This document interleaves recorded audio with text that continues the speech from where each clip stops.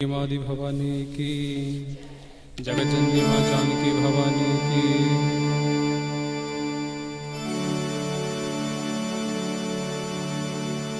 दूसरे दिन की कथा का हमारा आज शुभारंभ होने जा रहा है। तो हम जो है भगवती की आरती से आज की कथा का अपना शुभारंभ करेंगे। आप सभी लोग भगवती के चरणों में श्रद्धावंत होते हुए तन मन धन से भगवती का आह्वान जो है अपनी कथा में करें।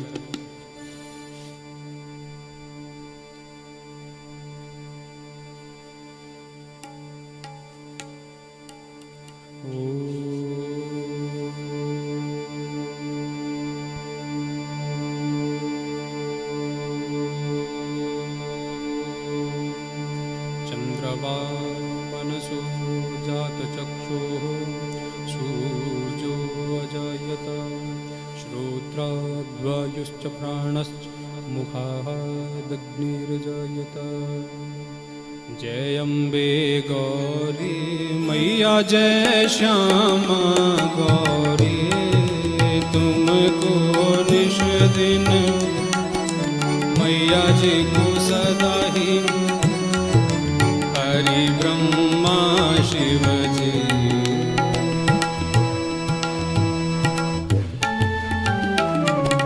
मांग सिंदूर विराजत टीको मृग मदि को,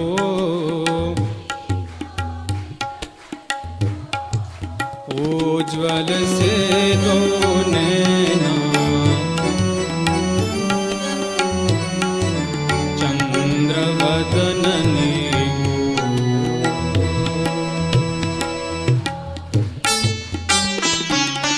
कनक समान कलेवर राकांबर राजे।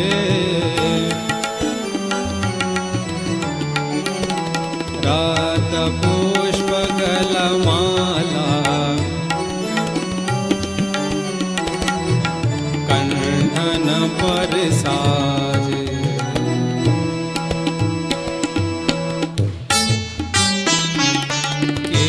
हरिवाहन राजत खड्ग खपर धारे, सुर नर मुनि जन सेवत तिनके दुख हारे।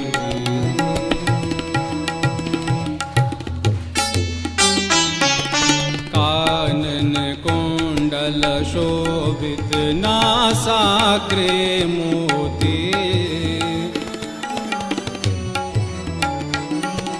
कोटिक चंद्र दिवाकर राजत समज्योति।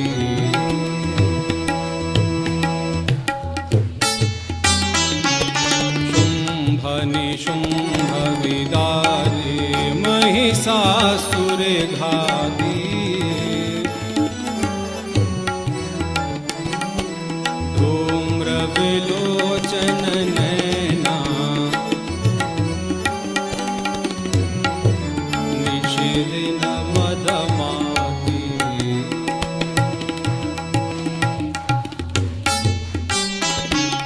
चंड मुंड संघारे शोणित बीज हरे,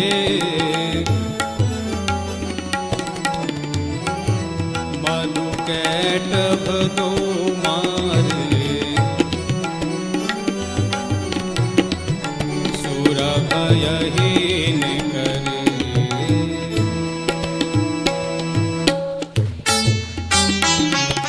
ब्रह्माणी रुद्राणी तुम कमला रानी।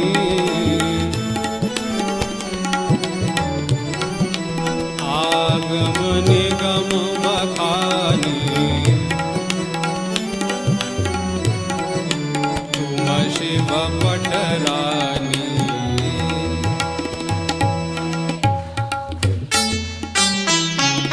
चौसठ योगिनी ध्यावत नृत्य करत भैरो,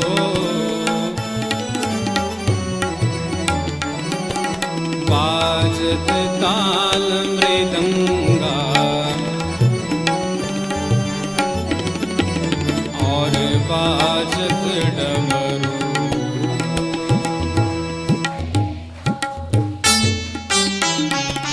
तुम ही जग की माता, तुम ही हो भरता,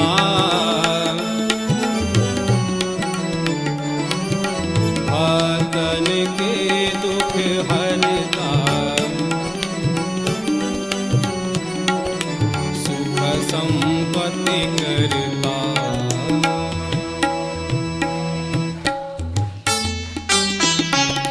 भुजाचार अति शोभित वरमुद्राधारी,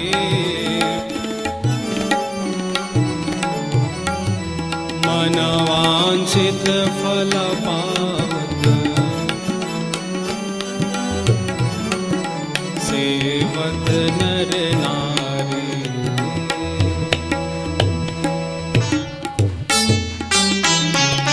कंचन थाल विराजत अगर कपूर बाती,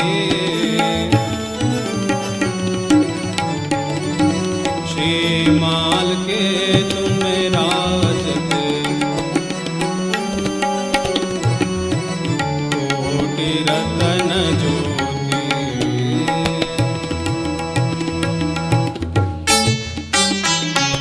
श्री अम्बे जी की आरती जो कोई नर गावे,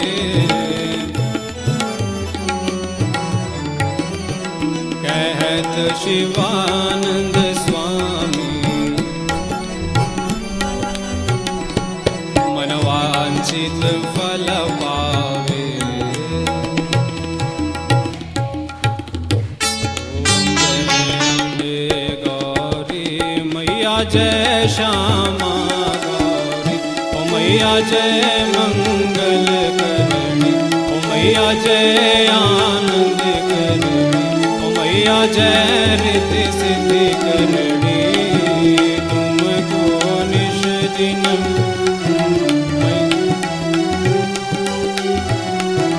हरि ब्रह्मा शिव जी।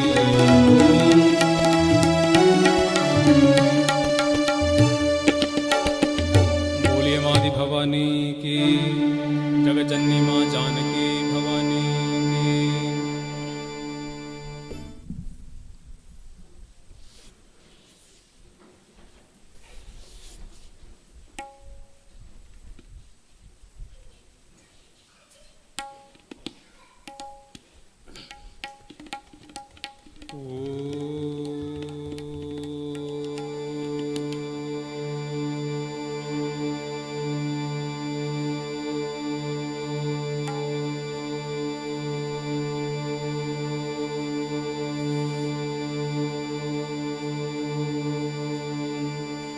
गुरुर्ब्रह्मा गुरुर्विष्णुः गुरुर्देवो महेश्वरः, गुरुर्साक्षात् परं ब्रह्म तस्मै श्रीगुरुवे नमः।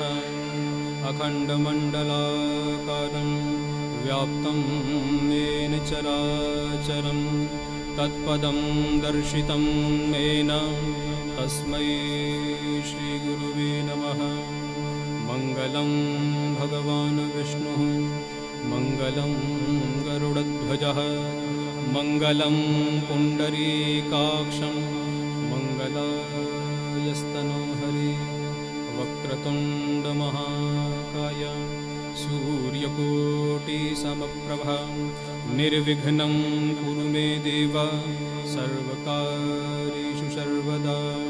सर्वमङ्गलमाङ्गल्ये शिवे सर्वार्थसाधिके, शरण्ये त्र्यम्बके गौरी नारायणी नमोस्तुते। सर्वस्वरूपे सर्वेशे सर्वशक्ति समन्विते, भयेभ्यस्त्राहिनो देवी दुर्गे देवी नमोस्तुते। शरणागतदीनार्तां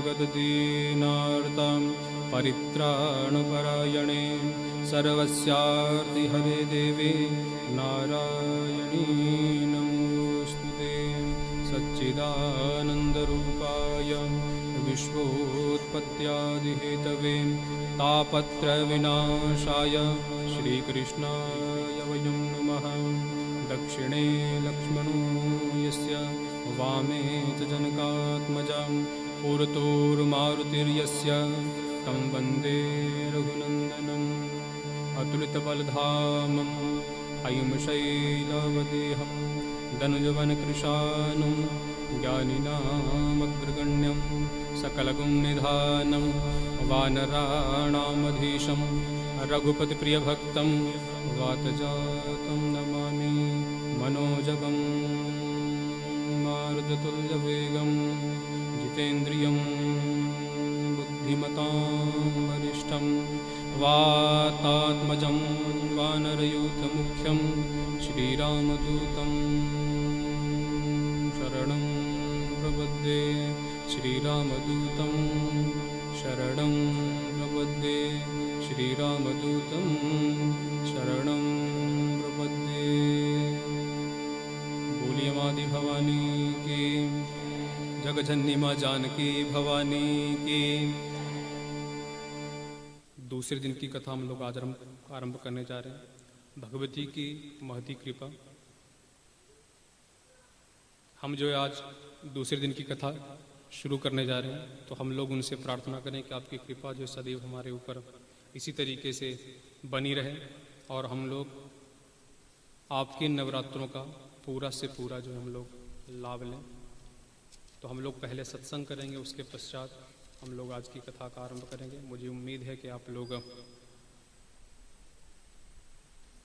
कथा श्रवण करने के लिए आए हैं, सत्संग करने के लिए आए हैं। आपका पूरा सहयोग जो है वो हमें मिलेगा और आपके अंदर ही वो शक्ति है जो कहीं ना कहीं ज्ञान को जो है वो बाहर निकाल सकती है। तो बोलिए मादी भवानी की, जगजननी माँ जानकी भवानी की।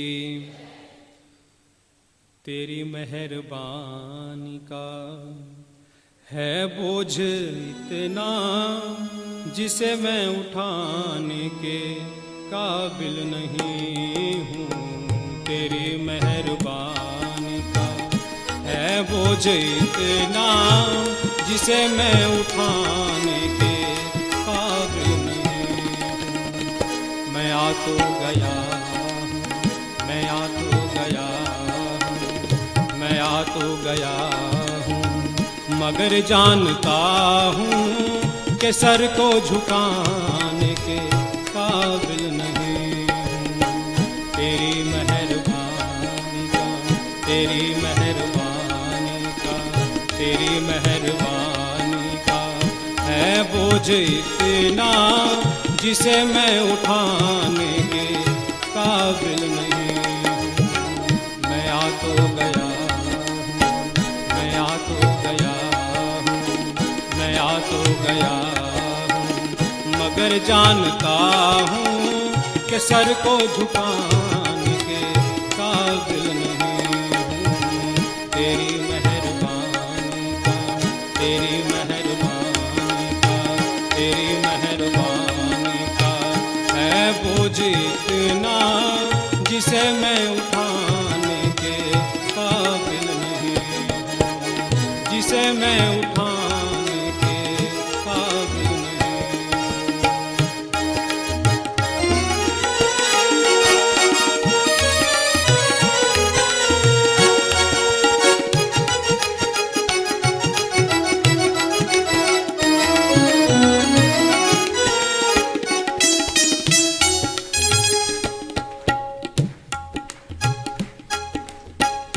माना के दाती हो तुम इस जहां की, झोली फैलाऊं कैसे तेरे द्वार माजी।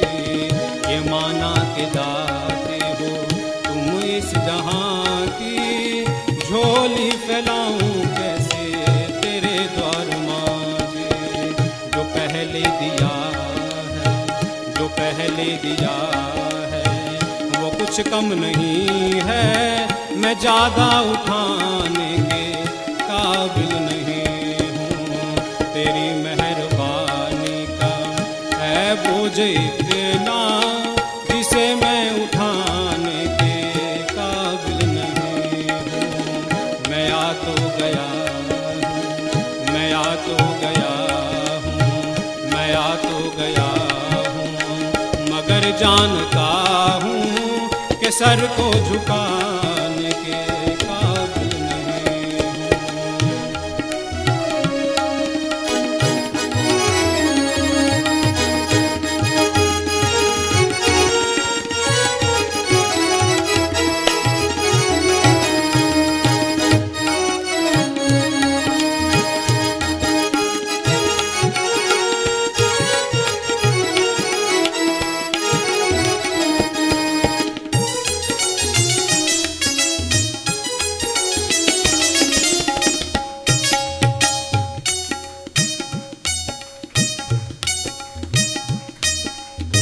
तुमने अदा की मुझे जिंदगानी, महिमा में तेरी मैंने फिर भी न जानी।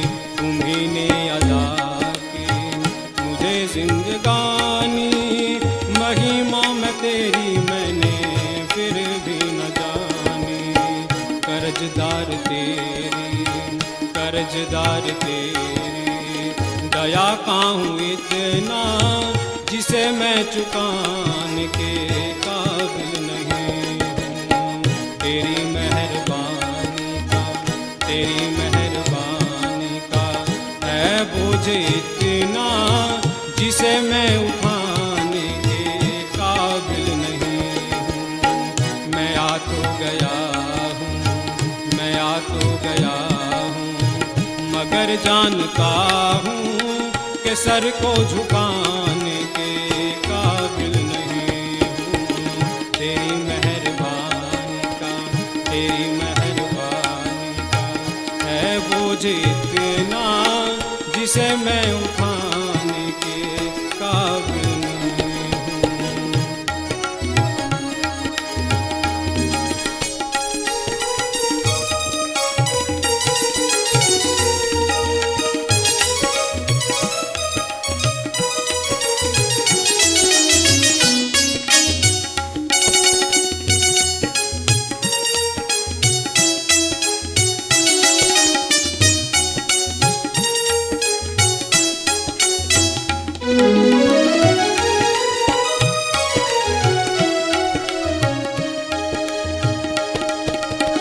जमाने की चाहत में खुद को फंसाया, किसियों में फंस कर मैया तुझको भुलाया। जमाने की चाहत में खुद को फंसाया, विषयों में फंस कर अम्बे तुझको भुलाया। गुनाहगार हूँ मैं, सजावार इतना तुझे मुँह दिखाने के काबिल नहीं हूँ। तेरी मेहरबानी का, तेरी मेहरबानी का है बोझ इतना जिसे मैं उठाने के काबिल नहीं हूँ। मैं आ तो गया हूँ, मैं आ तो गया हूँ, मगर जानता हूँ कि सर को झुकाने के काबिल नहीं हूँ।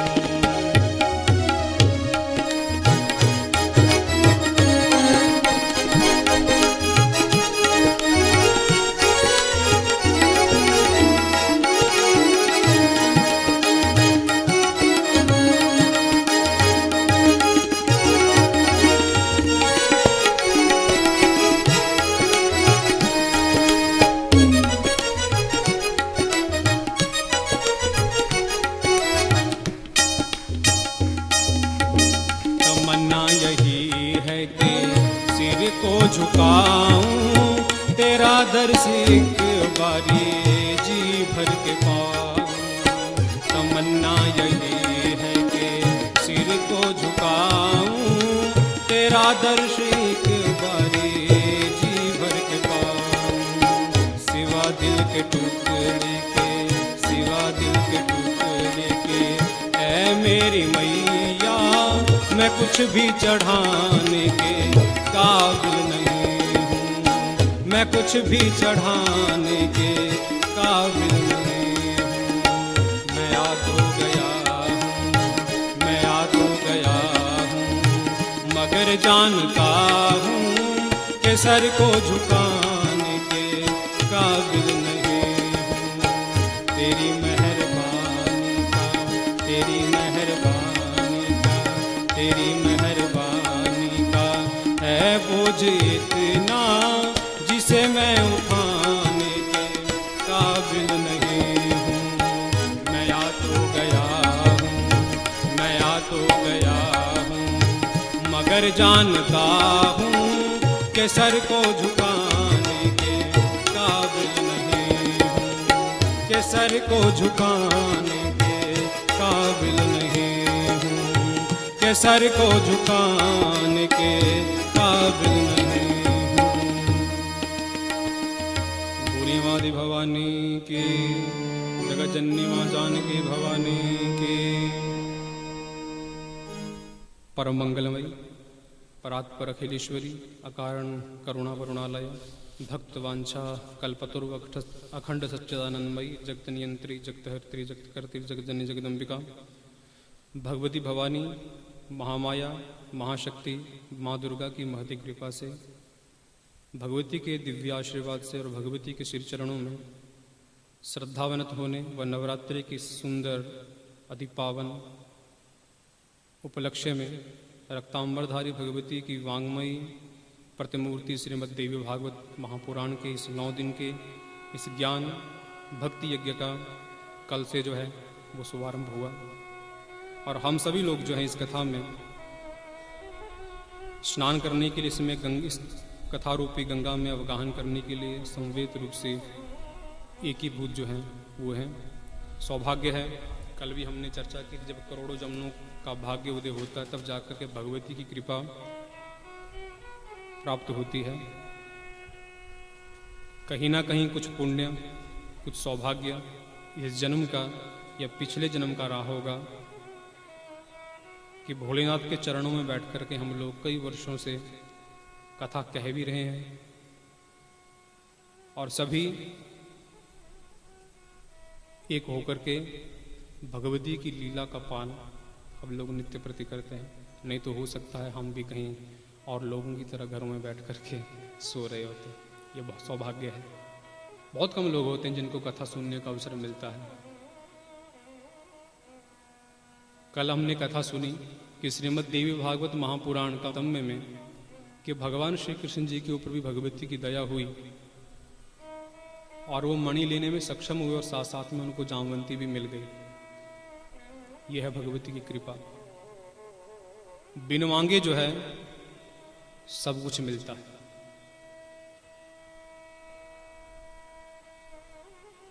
तो महात्म्य के बाद जो है जब ऋषियों ने उस महात्म्य के विषय में पूर्ण रूप से जाना तो उनकी उत्कंठा और भी जाग गई। उनकी इच्छा और भी हुई कि हम लोग इस कथा में और ज़्यादा गहरे तक जाएं। तो उन्होंने कहा कि प्रभु महात्म्य की कथा तो हमें बहुत सुंदर लगी, हम चाहते हैं कि हम लोग इस विशुद्ध पुराण का निरंतर पान करते हुए पूर्ण कथा को सुने। तो सूत जी ने जो है प्रथम स्कंद से कथा आरंभ की। वेद व्यास जी की कथा आई, सबसे बड़ा आख्यान। वेद व्यास जी ने 18 उप पुराण लिख दिए। उम्र भी जो है उनकी काफी वृद्धावस्था तक हो गई, लेकिन ज्ञान होना ही जरूरी नहीं होता है। कुछ लोगों के पास ज्ञान बहुत होता है लेकिन आचरण नहीं होता, व्यवहार नहीं होता। उनका आचार और व्यवहार उसके बिल्कुल विपरीत होता है। केवल कपड़े पहनने से कोई धर्मात्मा या संत नहीं बनता है। अगर धोती पहनने से सभी को भगवान मिलते तो कल आप लोग सभी लोग धोती पहन लो, भगवान आपके आगे पीछे घूमेंगे, है ना। बड़ा बड़ा तिलक लगा लो तो हो सकता है भगवान आपके आगे पीछे घूमेंगे। 10-15 मालाएं पहन लो हाथों में, पैरों में, गलों में, है? तो भगवान आपके सामने आ जाएंगे। ऐसा नहीं है, उसके लिए तप करना पड़ेगा। वेद व्यास जी सबसे पहली कथा वेद व्यास जी की आई। इसको ध्यान से सुनिएगा। वेद व्यास जी ने 18 पुराण लिखे, 18 उपपुराण लिखे। उसके पश्चात जब माया के जंजाल में वो फंसे तो उन्हें पुत्र प्राप्ति न होने का दुख हो गया। उन्होंने पूरे विश्व को जो है ज्ञान दिया, कौन से देवी की, कौन से देवता की पूजा किस तरीके से करें। लेकिन जब माया आई तो खुद भूल गए अब क्या करना है। जब सारे पुराण लिख गए, वृद्धावस्था में हुए, तो वेद व्यास जी जो है जंगल से अपने उस आश्रम से निकल रहे, देखते हैं एक पक्षी जो है अपनी माँ के साथ खेल रहा है। चिड़िया जो है चोंच में दाना भर भर के ला रही है और अपने घोंसले में एक छोटा सा बच्चा है, बड़ा प्यारा सा, और उसके मुंह में वो दाना डाल रही है। वेद व्यास जी देखते हैं अद्भुत कि मनुष्य में तो हम लोग प्रेम मानते हैं, लेकिन ये तो पशु और पक्षी हैं, इनके अंदर भी इतना प्रेम। तो उनके मन में इच्छा पैदा हुई कि मैंने अपना पूरा जीवन व्यर्थ कर दिया, इतने बड़े बड़े पुराण लिख दिए, लेकिन मेरे तो कोई पुत्र है ही नहीं। मेरा पिंड कौन करेगा, मेरा श्राद्ध कौन करेगा, मेरे लिए तर्पण कौन करेगा, मेरी मुक्ति कैसे होगी। और सबसे बड़ी बात, वेद व्यास जी कोई साधारण व्यक्ति नहीं थे। भगवान विष्णु के 24 अवतार हैं। 24 अवतारों में एक अवतार है वेद व्यास जी, जिन्होंने वेदों का विस्तार किया, 4 वेद बनाए। वेद पहले एक था, ये ऋग्वेद, यजुर्वेद, सामवेद, अथर्ववेद कोई वेद नहीं था, एक वेद था। लेकिन एक वेद इतना बड़ा था कि हर व्यक्ति उसको समझ नहीं पाएगा, नहीं सीख पाएगा, इतना विशाल था, इतना विस्तृत था। तो उन्होंने क्या किया, अपने 4 शिष्यों को अलग अलग ज्ञान दिया, ताकि हर क्षेत्र में जाकर के वो ज्ञान बांटे। और वेद और भी क्लिष्ट, तो संस्कृत, ऊपर से वैदिक संस्कृत। व्याकरण 2 तरह के हैं हमारे संस्कृत में, एक तो लौकिक और एक वैदिक। वैदिक उससे भी मुश्किल है। वेदों का विस्तार किया, 4 शिष्यों को वेद बांट दिए। जब देखा कि अब चारों के पास ही रहेगा, वो कितने लोगों को सिखाएंगे, तो उन्होंने वेदों को जो है वो पुराणों में, मान लीजिए जो लोग संस्कृत ना पढ़ते हों या जिनको कभी ऐसा सौभाग्य ना मिले किसी सदगुरु के पास जाने का, तो उनको ज्ञान कैसे हो। तो उन्होंने क्या किया, एक कथा की रचना कर दी। कथाओं के माध्यम से लोगों को ज्ञान देना, अच्छा क्या है, बुरा क्या है, क्या करने से उन्नति होती है, क्या करने से अवनति होती है, क्या पाप है, क्या पुण्य है, क्या शुभ है, क्या अशुभ है, क्या अच्छा है, क्या बुरा है। इस सब का विस्तृत वर्णन किया वेद व्यास जी ने वेदों का आधार लेकर के पुराणों में, और जिनको सुन करके हर व्यक्ति जो है वो लाभ ले रहा है। उसको संस्कृत पढ़, आपने कब किसी ने संस्कृत पढ़ी है? किसी ने भी नहीं पढ़ी है। पढ़िए किसी ने। अगर आपको वाल्मीकि रामायण दे दी जाए, संस्कृत में है मूल रूप में, आप पढ़ोगे उसको? नहीं पढ़ पाओगे। कई बार अच्छे विद्वान लोग भी नहीं पढ़ पाते। लेकिन क्या किया, कथा के माध्यम से हर व्यक्ति तक जो है वेदों की बात पहुंचा दी वेद व्यास जी ने। इतने बड़े संत कहें, दार्शनिक कहें या सदगुरु कहें, तभी तो हम लोग व्यास पूर्णिमा मनाते हैं। आषाढ़ की पूर्णिमा क्यों मनाते हैं? सबसे बड़े गुरु वेद व्यास हैं, उनसे बड़ा कोई गुरु है ही नहीं, क्योंकि उन्होंने देवताओं से लेकर के मनुष्यों तक सबका कल्याण कर दिया। वेदों का विस्तार किया, पुराणों का विस्तार किया, बच्चे से लेकर के बूढ़े तक, ज्ञानवान से लेकर के अज्ञानी तक वेदों का प्रचार कर दिया। कोई भी वेद से विहीन नहीं रहा। आप लोग सोचते होंगे शायद आप लोग वेद नहीं पढ़ते हो, नहीं है। आप लोग जो कथाएं सुनते हो कहीं ना कहीं वेद है, वो वेदों का सार है, वो अनभिज्ञ कोई नहीं है। लेकिन उन्होंने उस पद्धति को थोड़ा सरल कर दिया। वैदिक छंद कुछ और हैं, लौकिक छंदों में उन्होंने वेदों की रचना पुराणों के रूप में की और जन जन तक जो है वेदों की बात पहुंचा दी, ताकि जो है कोई भी ऐसा मनुष्य, कोई भी ऐसी स्त्री, कोई भी ऐसा पुरुष, कोई भी ऐसा बच्चा ना बचे जिसका उद्धार ना हो। इसीलिए शायद व्यास पूर्णिमा मनाते हैं। बहुत से लोग गुरु पूजा करते हैं व्यास पूर्णिमा के दिन। तो गुरु पूर्णिमा क्या, वो यही है। इसलिए हम लोग उनकी पूजा करते हैं कि इनसे बड़े कोई और गुरु नहीं हो सकते। तो इतने बड़े गुरु होने के बाद भी पूरे विश्व को जो है माया के जाल से हटाने के बाद भी स्वयं आज माया के जाल में फंस गए। उनकी इच्छा हुई कि मेरे यहाँ एक पुत्र हो, ताकि मेरा भी कुछ तर्पण करे, मेरा भी उद्धार हो। तो वेद व्यास जी बड़े चिंतित हुए, बड़े दुखी हुए कि मेरी उम्र जो है पुराणों को लिखने में लग गई, अपने शिष्यों को ज्ञान देने में निकल गई। अब मेरे से शादी करेगा तो कौन करेगा? इस एज में जाकर के 50-60 की उम्र में कौन उनसे विवाह करेगा? उनके मन में चिंता हुई। सोच रहे हैं भगवान विष्णु की पूजा करूं। खुद इतने पुराण लिखे, विष्णु पुराण लिखा, गणेश पुराण लिखा, श्रीमद् भागवत महापुराण लिखा जिसमें कृष्ण की चर्चा हुई, देवी भागवत महापुराण लिखा, सब पुराण लिख दिए, और फिर भी सोच रहे हैं कि मैं पूजा करूं तो किसकी करूं? गणेश जी की करूं, भगवान शिव की करूं, दुर्गा जी की करूं, कृष्ण की करूं? पूजा करूं तो किसकी करूं? नारद जी का आगमन, वो भी भगवान विष्णु जी के अवतार, 24 अवतारों में एक अवतार नारद जी, और जहाँ पे आ जाएं वहाँ तो भक्ति और ज्ञान की गंगा निरंतर जो है बहती है। तो नारद जी ने व्यास जी को बड़ा व्यथित देखा, बड़ा दुखी देखा, और उनसे पूछा, व्यास जी आप बड़े चिंतित हैं, इतने बड़े बड़े पुराणों की रचना आपने कर दी, इतने ज्ञानवान होने के बाद भी आप चिंतित हैं? आपने तो पूरे विश्व की चिंता दूर कर दी। उन्होंने कहा, मैंने विश्व की चिंता तो दूर कर दी, लेकिन मेरी चिंता कौन दूर करेगा? मैं बड़ी दुविधा में हूँ, मेरी उम्र जो है वो हो चुकी है, अब मुझसे विवाह कौन करेगा? मेरी कोई यहाँ संतान नहीं है, मेरा उद्धार कैसे होगा? तो नारद जी से उन्होंने उपाय पूछा कि आप कोई उपाय बताइए नारद जी, सौभाग्य से आपके दर्शन हुए, किस देवता की पूजा करूं मैं, किस देव की आराधना करूं? तो वेद व्यास जी ने जब नारद जी से यह प्रश्न किया, तो नारद जी ने उनसे कहा कि यही प्रश्न जो है एक बार ब्रह्मा जी ने भगवान विष्णु जी से किया था। भगवान विष्णु जी ध्यानावस्था में हैं, और ब्रह्मा जी उनको देख रहे हैं कि ये तो पूरे विश्व का, पूरी जगत का पालन करने वाले देव हैं। इन्होंने 24 अवतार लेकर के बार बार जो है धर्म की स्थापना की, पूरा विश्व इनकी पूजा करता है, पूरा विश्व जो है इनके चरणों में श्रद्धावनत होता है। ये किनका ध्यान कर रहे हैं? ब्रह्मा जी भगवान विष्णु जी के पास पहुंचे और प्रश्न किया कि प्रभु, पूरा विश्व आपके चरणों में है, लेकिन आप किनकी आराधना करते हैं? तो उन्होंने कहा, मैं उस महामाया, उस माया शक्ति की जो है आराधना कर रहा हूँ, जिसकी कृपा से मेरे अंदर जो है वो पालन करने की शक्ति है। अगर वो ना हो तो शायद मैं संसार का, विश्व का पालन करने में सक्षम ना हूँ। तो ब्रह्मा जी ने प्रश्न किया कि वो शक्ति है कौन, शक्ति है कैसी?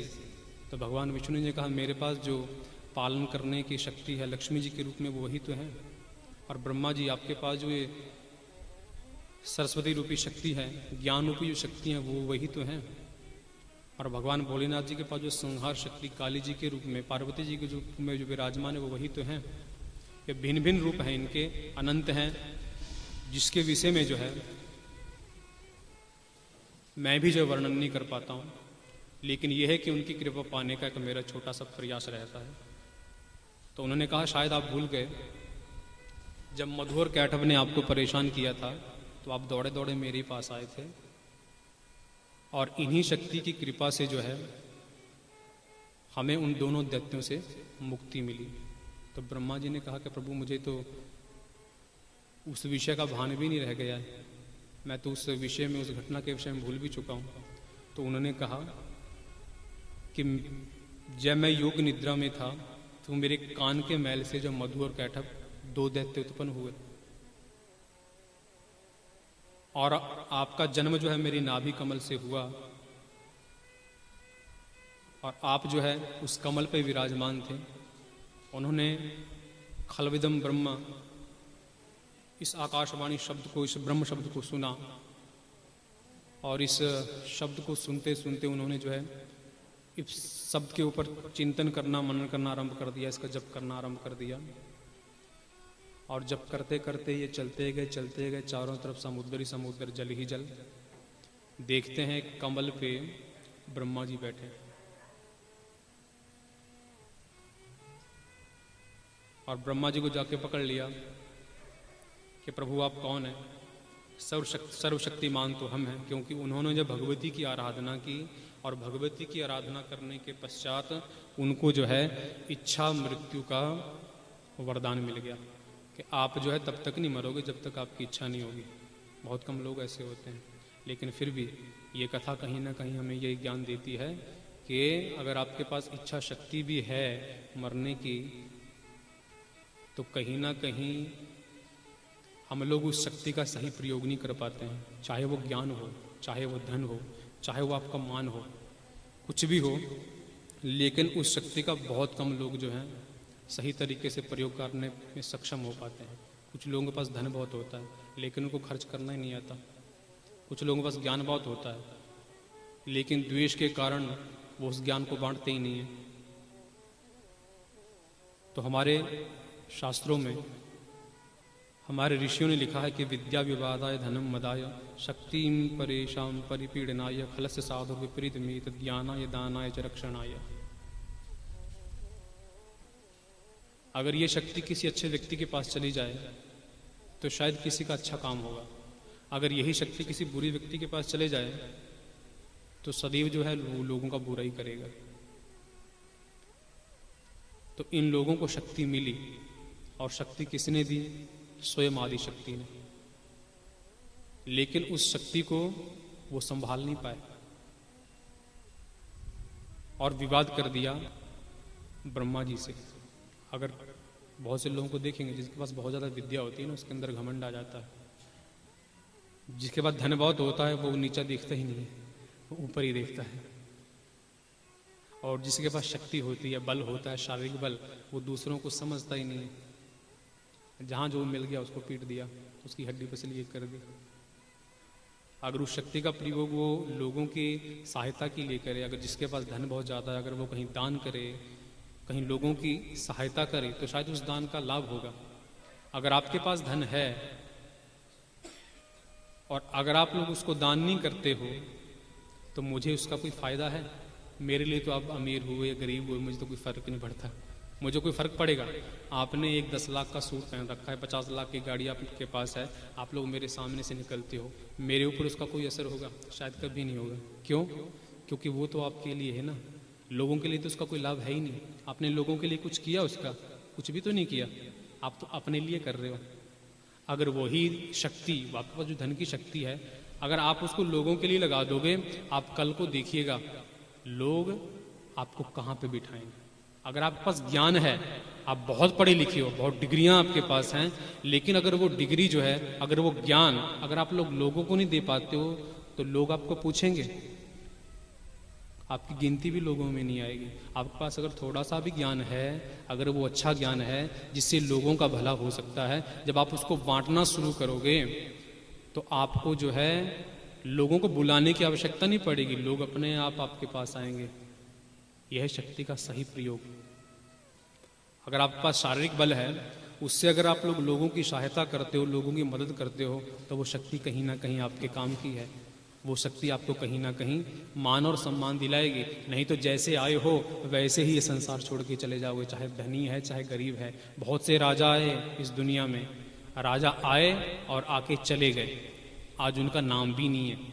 हम लोग इतनी पुराण, इतनी कथाएं सुनते हैं, जिन लोगों ने दान किया, जिन लोगों ने तप किया, जिन राजाओं ने जो है अपनी प्रजा का पालन किया, उनका नाम आज हम लोग सुनते हैं और वो हमारा इतिहास है। राम जी को ले लो, कृष्ण को ले लो, कृष्ण के पास कुछ नहीं था, ग्वाले थे, भगवान का अवतार थे, लेकिन जो है इस संसार में आए ग्वाले के रूप में। संसार को ये ज्ञान दे गए कि छोटा और बड़ा होना आवश्यक नहीं है, आवश्यक ये है कि आपके अंदर कितनी सामर्थ्यता है, आप लोग उस शक्ति का कितना प्रयोग कर सकते हो। भगवान कृष्ण तो स्वयं साक्षात भगवान हैं, वो कुछ भी कर सकते थे। एक पल में उनके लिए कोई भी छोटी सी बात बहुत बड़ी नहीं थी, लेकिन उन्होंने हर चीज़ को एक तरीके से किया, एक शिक्षा दी, एक ज्ञान दिया कि जब आप यहाँ पे आए हो, अगर आपके पास थोड़ी भी शक्ति है उसको सही तरीके से प्रयोग करो। उन्होंने कभी अधर्म का साथ नहीं दिया, उन्होंने हमेशा धर्म का साथ दिया। और जब तक उनको उस शक्ति की आवश्यकता नहीं पड़ी प्रयोग करने की, तब तक उन्होंने उस शक्ति का प्रयोग भी नहीं किया। राम जी को ले लो, चाहते तो एक क्षण में केवल सोचने मात्र से रावण को मार सकते थे। कोई बहुत बड़ी बात नहीं थी रावण को मारना उनके लिए। वो 6 महीने 7 महीने ये रुकते नहीं, भगवान थे, सभी कलाएं उनके पास थी, लेकिन क्या शक्ति का प्रयोग नहीं किया। लोगों को जाते जाते ज्ञान दे गए। भगवान आए और आकर के ज्ञान दे दिया, ये कह के चले गए कि शक्ति है, सही जगह प्रयोग करो। आज हम लोग राम जी का नाम लेते हैं, मूर्तियां हैं हर घर घर में। हनुमान जी को देखो, भगवान शिव के अवतार आए। हनुमान जी ने क्या किया के बताइए, कौन सा बड़ा काम किया? कोई बता सकता है क्या किया हनुमान जी ने? सीता जी की खोज की, उड़ करके वहां गए। रावण को मार सकते थे, ला सकते थे, सीता को नहीं लेके आए। मेरे प्रभु आएंगे, क्योंकि शक्ति है, लेकिन शक्ति तब तक प्रयोग मत करो जब तक उसकी आवश्यकता ना पड़े। तो हम लोग कथाएं सुनते हैं लेकिन कभी समझते नहीं। घर में मूर्तियां हैं, राम की पूजा भी घर में करते हैं, कृष्ण की पूजा भी घर में करते हैं, लेकिन कृष्ण जैसे तो कोई है ही नहीं, राम जैसा तो कोई है ही नहीं, हनुमान जैसा तो कोई है ही नहीं। हनुमान जी तो सेवा ही सेवा की, राम जी ने भी सेवा ही सेवा की, भगवान कृष्ण ने भी सेवा ही सेवा की। सदैव जो है लोगों की सेवा करते करते चले गए और अपने लिए कभी कुछ नहीं किया। और इसीलिए शायद उनको लोग आज याद रखते हैं। महात्मा गांधी को ले लीजिए उदाहरण, उनका पुराणों में कोई नाम नहीं आता है। क्या कर गए हो, क्या किया था उन्होंने? लोगों को इकट्ठा किया, अपने पास कुछ नहीं था, जो भी था सब दे दिया। और आज भी कितने साल उनको इस संसार से चले हो गए हैं, गए हुए लोग आज भी उनकी पूजा करते हैं, आज भी लोग उनको याद रखते हैं। हम जैसे ही वो थे, एक बैरिस्टर थे ना, जैसे आप लोग हो, ऐसे ही थे, कोई अलग नहीं थे वो। लेकिन उन्होंने अपने उस ज्ञान का प्रयोग जो है, उन्होंने देखा हमारे लोग दुखी हैं, सही जगह प्रयोग करूंगा तो शायद मेरा ज्ञान कहीं ना कहीं काम आ जाएगा। आज लोग उनको याद करते हैं। हजारों लोग पढ़ते हैं, हजारों डिग्रियां वाले लोग मिलेंगे, लेकिन उनमें से एक आदमी ऐसा होता है जिनको लोग याद रखते हैं। नहीं तो आए और चले गए। हम भी ऐसे ही हैं, आएंगे और चले जाएंगे, हमारा नामो निशान भी नहीं होगा, केवल फोटो होगी, वही हमारे घर में। हमारे वो बच्चे कुछ सालों तक रखेंगे, नहीं तो आजकल तो लोगों ने तर्पण करना भी छोड़ दिया है। 2 साल के बाद माँ बाप भूल गए, माँ बाप कौन थे जानता ही नहीं। तो हमारा भी ये हश्र होगा। तो कहने का तात्पर्य यही है कि शक्ति जब हमारे पास है, अगर वो शक्ति सही तरीके से प्रयोग में हो गई तो समझ लीजिए कि आपको कुछ भी करने की आवश्यकता नहीं पड़ेगी, सब कुछ आपके पास आ जाएगा। महात्मा जी के पास कुछ नहीं था, कोई बंगला नहीं, कोई गाड़ी नहीं, नंगे पांव चलते थे और फटी पुरानी धोती पहनते थे, लेकिन हजारों करोड़ों भारतीय उनके पीछे घूमते थे। पहले साउथ अफ्रीका में जाकर के उसको आज़ादी दिलाई, उसके बाद इंडिया पहुंचे, इंडिया में जाके वो आंदोलन किया। अपने पास कुछ नहीं रखा, लेकिन जहां वो खड़े हो जाते थे वहां पे लोग अपने आप उनके पीछे चलते थे। वो क्या, वो शक्ति, उनके पास एक वाक शक्ति थी, बोलने की शक्ति थी। अच्छा बोलते थे और बोल करके लोगों को इकट्ठा करते थे, और उसी शक्ति से उन्होंने जो है, उसी सत्संग से उन्होंने जो है पूरे भारत को जो है वो आज़ादी दिला दी, स्वतंत्र कर दिया परतंत्रता से। उनके अंदर जो डर था ना, वो डर निकाल दिया। बहुत से लोग कहते हैं हम लोग डरते नहीं हैं, लेकिन हम लोग बहुत डरते हैं, कहीं भी चले जाओ। और ये सत्संग, कथा, पुराण कहीं ना कहीं हमें निर्भीक बनाते हैं। सहनशीलता, दया, निर्भीकता पुराणों से आती है। मीरा का उदाहरण ले लीजिए। मीरा के पास कुछ भी नहीं था, मीरा को मारने के लिए क्या क्या किया गया, कभी डरी नहीं, क्योंकि भगवान का हाथ सिर पे था। कौन क्या दे रहा है कोई चिंता नहीं, जो मिल गया खा लिया, जहां इच्छा हुई सो गए। बहुत से लोगों ने बहुत प्रयास किया मीरा को मारने का, लेकिन मारने में सक्षम हो पाए नहीं हो पाए, क्योंकि निडर थी, डरती नहीं थी। मरना तो है, आज नहीं तो कल, कौन रहेगा, ना तो मैं ना आप। अच्छा है टाइम से निकल जाए, नहीं तो मुंह में झुर्रियाँ पड़ जाएंगी, आवाज़ नहीं निकलेगी। टाइम से चले जाएं तो ठीक है, लेकिन अच्छा काम करके जाएं तो बहुत बढ़िया है। नहीं तो ऐसा ना हो कि ना तो हमारी फ़ोटो हो और ना ही कभी हमारा नाम कोई लें। तो ऐसी शक्ति अगर आपके पास है, चाहे वो विद्या है, चाहे विद्या है तो उसका विवाद मत करो, बहुत से लोग कहते हैं पुराण क्या है, हम लोग ही एक ही कथा बार बार सुनते हैं। ये तो जीवन का नियम है। आप भी हर रोज एक ही काम तो करते हो। नया काम कौन किया आपने आज तक, बताइए। सुबह उठते हो, शाम को सो जाते हो। सुबह खाते हो, दिन में खाते हो, और शाम को खाते हो, है ना। हर रोज वही काम है। ऐसा होता है? ऐसा हुआ कि आपने आज खाया, आज के बाद कभी खाया ही ना हो, है ना। तो हम लोग कथाओं को क्यों ऐसे कहते हैं कि हमने सुना, हर बार वही सुनते हैं। खाते तो हर रोज हैं, सोते भी हर रोज हैं, बकवास भी बोलते भी हर रोज हैं, लेकिन उसके विषय में कभी नहीं सोचते। लेकिन पूजा की जहाँ बात आती है वहाँ हम लोग हर रोज करते हैं। हर रोज तो हम लोग से बहुत कुछ करते हैं, लेकिन उन चीज़ों का हम लोग ध्यान नहीं देते। ये चीज़ें हमें ध्यान में रहती। तो बोलिए मादी भवानी की, जगजननी माँ जानकी भवानी की। यही खल, शत्रु, हम लोग कहें दुर्जन और सज्जन में यही गुण है। ये कहीं ना कहीं हमें ये सिखाता है कि अगर आपके पास विद्या है तो आप लोग मूर्ख हो या आप लोग सज्जन हो, आपको सोचना है, हमें सोचना है अपने आप कि मेरे में अंदर क्या गुण है। आप सभी लोग जानते हो कि आपके अंदर कितने अच्छे गुण हैं, कितने बुरे गुण हैं, और आप लोग कितना उन गुणों को और ज़्यादा निखारते हो या कितना अवगुणों में फंस करके और ज़्यादा नीचे जाते हो। और वो उत्थान केवल भक्ति और सत्संग के माध्यम से होता है। तो अगर हम लोग सत्संग प्रतिदिन करेंगे, कथा प्रतिदिन सुनेंगे, तो कहीं ना कहीं हमारा आध्यात्मिक, हमारा दृष्टिकोण, हमारी विचारधारा अपने आप बदल जाएगी। कुछ करने की आवश्यकता नहीं पड़ेगी। तो वेद व्यास जी ने कथा सुनी नारद जी के मुख से, और ब्रह्मा जी ने कथा सुनी विष्णु जी के मुख से। वहाँ ब्रह्मा जी परेशान हैं। मधु और कैटभ जो है वो दोनों अपनी शक्ति का दुरुपयोग कर रहे हैं। भगवती की शक्ति से जो इच्छा मृत्यु का वरदान इनको मिला, ब्रह्मा जी को परेशान करना आरंभ कर दिया। ब्रह्मा जी से कहा कि इस कमल के फूल पे बैठने का अधिकार आपको नहीं हो। वैसे आप दिखने में बड़े बूढ़े लगते हो, बड़ी बड़ी दाढ़ी आपकी, वो भी सफ़ेद है। आप संसार का क्या पालन करोगे, पहले हमसे लड़ो फिर देखते हैं।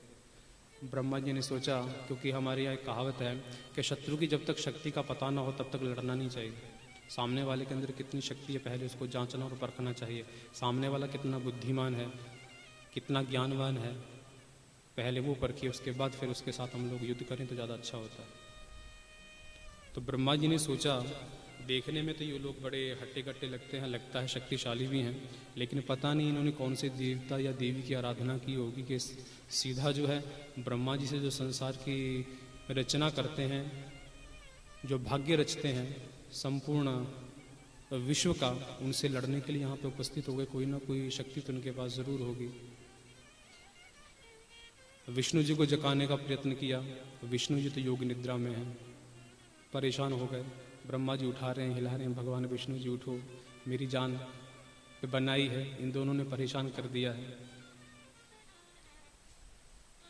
विष्णु जी नहीं उठे तो उन्होंने योग माया का जो है वो सहारा लिया। भगवती योग माया के चरणों में गए, उन्होंने योग माया की स्तुति की और योग निद्रा उन पर प्रसन्न हुई। उन्होंने भगवान विष्णु जी का शरीर त्यागा, शरीर को छोड़ा, और भगवान विष्णु जी जागृत हुए।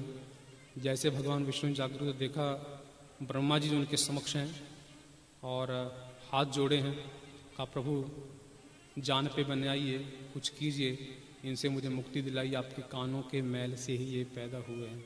अब यहाँ पे और ध्यान दीजिएगा, ये कथा नहीं है, वेदों का एक सार है, एक दृष्टांत है वेद व्यास जी ने दिया कि शत्रु कहीं भी नहीं है। अगर आप लोग बाहर ढूंढोगे, ये कथा हमें कहीं ना कहीं ये सिखाती है कि अगर आप लोग अपने शत्रुओं को बाहर ढूंढोगे तो आपको बाहर कोई नहीं मिलेगा। शत्रु तो आपके घर में है, आपके अंदर है। वो है काम और आपका लोभ। काम से और लोभ की उत्पत्ति होती है, आपके अंदर बैठे हैं, और इसको मारने के लिए हमें योग माया का सहारा लेना पड़ता है, सत्संग करना पड़ता है, भक्ति करनी पड़ती है, भगवती की लीलाओं का पान करना पड़ता है, तब जाकर के हमारा वो सोया ज्ञान जो जागृत होता है। नहीं तो वो लोभ और काम जो है हमारे लिए मुश्किल बन जाएंगे। हमारा जीवन का जो लक्ष्य है हम लोग उसके भटक जाएंगे, क्योंकि लालच जब आ गया तो व्यक्ति का पतन वहीं से शुरू हो जाता है। जहाँ पे उसके अंदर काम आ गया वहीं से उसका पतन आरंभ हो जाता है। तो कहा प्रभु आपके कान के मैल से जो है ये दोनों उत्पन्न हुए हैं और मुझे लगता है केवल आप ही इससे मुझे मुक्ति दिला सकते हैं, कृपा कीजिए। तो उन्होंने कहा ब्रह्मा जी परेशान मत होइए, मैं ज़रूर जो है आपकी रक्षा करूंगा और आपको इन राक्षसों से मुक्ति दिलाऊंगा। तो भगवान विष्णु जी अभी निद्रा से जागे थे और भगवान विष्णु जी का तो कर्म ही है कि धर्म की स्थापना करना, चाहे किसी भी रूप में आ जाएं। तो उन्होंने जो है ब्रह्मा जी को उन राक्षसों से मुक्ति दिलाने का हामी भर ली और उनसे युद्ध करना आरंभ कर दिया। 5000 वर्षों तक युद्ध होता रहा। वो दो और भगवान विष्णु जी एक तख्ता दूसरा शुरू हो जाता, दूसरा तख्ता पहले वाला शुरू हो जाता। 5000 वर्ष तक युद्ध चलता रहा। 5000 वर्ष तक जब युद्ध होता रहा तो भगवान विष्णु जी को थोड़ा थोड़ा सा स्थिरता शरीर में आनी आरंभ होगी, थोड़ी थकान होनी उनको आरंभ हुई।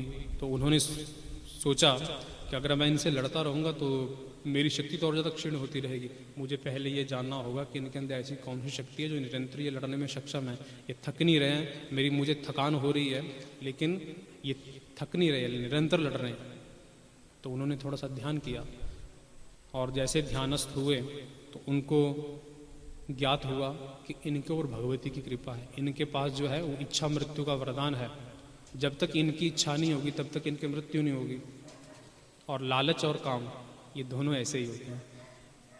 जब तक इच्छा नहीं होगी तब तक ये दूर नहीं होगा, चाहे काम हो चाहे वो आपका लालच हो।